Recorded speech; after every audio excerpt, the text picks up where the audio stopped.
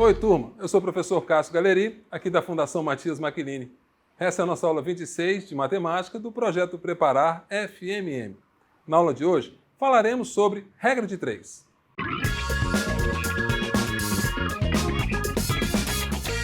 Registros indicam que foi na China antiga que se originou o uso da regra de 3, mas esse nome só começou a ser utilizado na Índia, a partir do século V, chegando até a Arábia através de trabalhos de pensadores como Brahmagupta e Bhaskara. Leonardo de Pisa tem esse nome por ter nascido em Pisa, uma província italiana na região de Toscana. Ele também era comumente chamado de Leonardo Fibonacci, que significa filho de Bonatti, por causa de seu pai, Guglielmo Bonatti. Em suas viagens, aprendeu a matemática dos árabes e, em trabalhos publicados, ajudou, entre outras coisas, a disseminar o conceito da regra de 3 por toda a Europa. Bem, vamos à aula.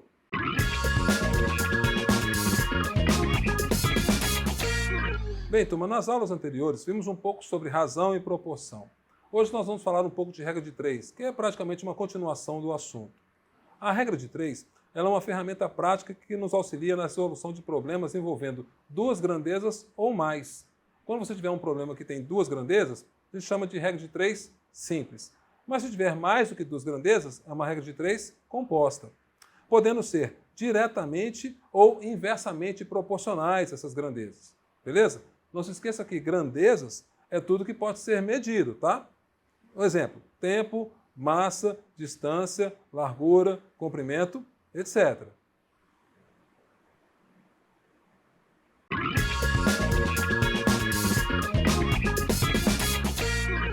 Turma, deixa eu falar um pouco mais sobre grandezas diretamente proporcionais. Duas grandezas são diretamente proporcionais quando a razão entre dois valores da primeira é igual entre os valores correspondentes da segunda. Pode parecer complicado, mas deixa eu dar um exemplo para poder te ajudar.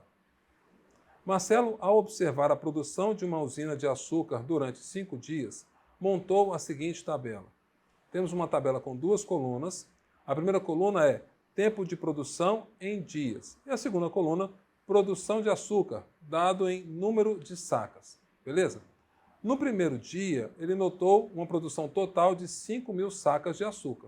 Já no segundo dia, 10.000 sacas na produção total. No terceiro dia, 15.000 sacas e assim por diante.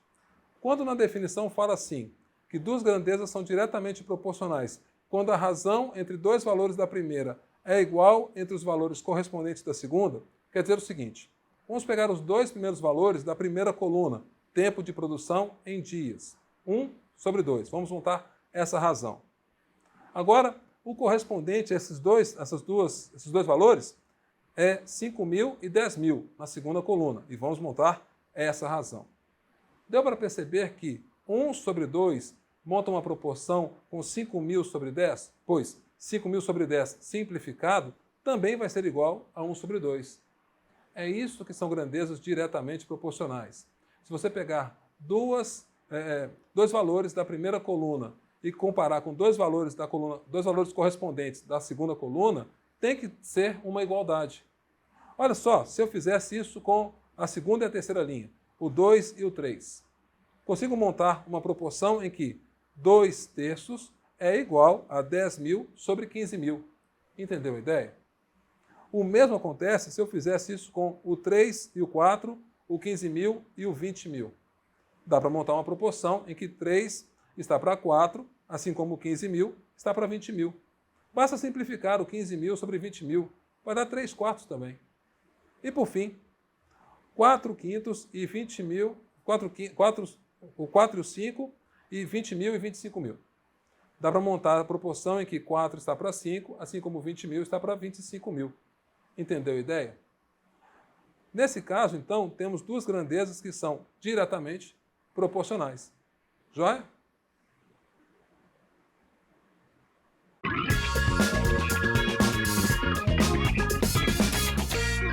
Deixa eu falar agora um pouco sobre grandezas inversamente proporcionais. Duas grandezas são inversamente proporcionais quando a razão entre dois valores da primeira é igual ao inverso da razão dos valores correspondentes da segunda. Então, olha só o exemplo. Márcio tem um jogo de videogame que é um simulador de corrida de motos.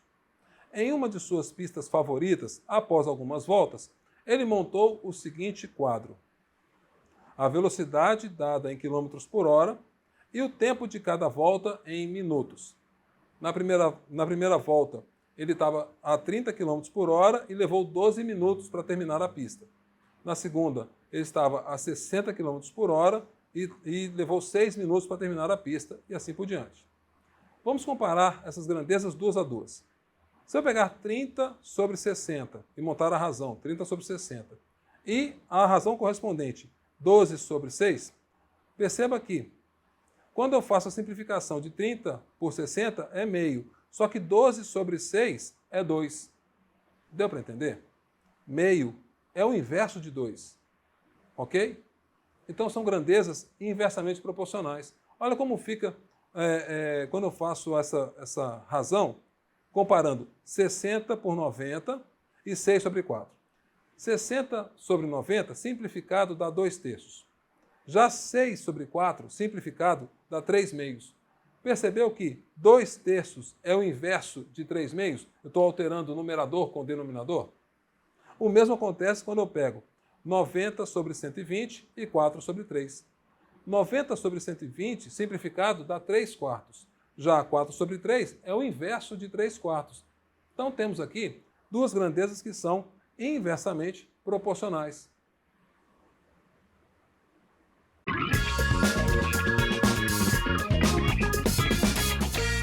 Deixa eu fazer um exercício para te ajudar. Exercício 1. Um automóvel faz 180 km com 15 litros de etanol. Determine quantos litros de combustível são necessários para percorrer 210 km. Gente, quando eu falo para os meus alunos a respeito de regra de 3, eu gosto sempre de alertar sobre a interpretação de texto, em que você tem que conseguir extrair as grandezas e os dados do texto. Bem, as grandezas nesse exercício são distância, dada em quilômetros, e combustível, dado em litros. Uma outra coisa que eu gosto de alertar aos alunos é: não coloca agora os dados, os valores de distância e combustível. Isso pode confundir. Confundir aonde? Pode confundir na interpretação se as grandezas são diretamente proporcionais ou inversamente proporcionais. Então, segue o raciocínio. Tem aqui as grandezas distância e combustível. O exercício quer saber quantos litros de combustível. Então, o X da questão está na coluna combustível. Então, eu vou fazer uma análise da coluna combustível em relação à distância. Então, a pergunta que eu tenho que fazer é para o combustível. Olha, se eu aumentar o combustível, vou percorrer mais quilômetros ou menos quilômetros? Bem, se eu aumentar o combustível, eu vou percorrer mais quilômetros. Poderia fazer a mesma pergunta da seguinte forma: e se eu diminuir, se tivesse menos combustível, eu ia conseguir percorrer mais ou menos quilômetros? Ora, com menos combustível, eu vou conseguir percorrer a uma distância menor. Percebam, eu não estou usando aquele artifício gráfico que algumas pessoas usam, tipo setinha para cima ou setinha para baixo. Eu estou literalmente perguntando para a grandeza, que é o X da questão, o combustível, o que acontece se ele aumentar e o que acontece se ele diminuir. Deu para entender o raciocínio? Então, se eu aumentar o combustível, a distância aumenta. Se eu aumentar a quantidade de litros de combustível, se eu diminuir o combustível, a distância diminui. Logo, qual é a conclusão que eu chego? Que combustível e distância são grandezas diretamente proporcionais. É nesse momento que eu viro para o aluno e falo: agora pode montar o seu quadro com os valores, em que a distância de 180 km ele consegue percorrer com 15 litros. E, para percorrer 210 km, quantos X litros eu preciso? Deu para entender? Nesse momento, na hora de montar a proporção, eu também passo uma outra dica para os alunos. Eu falo para não mexer na coluna onde está o X. Então, na coluna que está o X, eu tenho 15 sobre X. Então, vou montar a razão 15 sobre X. E aí sim, eu vou igualar com a outra razão. E como é uma relação diretamente proporcional, eu vou igualar diretamente a essa mesma razão, 180 sobre 210. Beleza? Como vimos em proporção, basta agora fazer o produto dos extremos pelos meios. Então, temos 15 vezes 210 é igual a 180x. Aí, dividindo por 3 dos dois lados, 5 vezes 210 é igual a 60x. Tudo bem? Dividindo por 10 por 3 novamente dos dois lados, temos 5 vezes 70 é igual a 20. Ok? Dividindo por 10 dos dois lados, 5 vezes 7 é igual a 2x. E dividindo por 2 dos dois lados, eu vou ter 17,5 é igual a x. Logo, eu preciso de 17,5 litros de combustível. E aí você circula a resposta. Joia?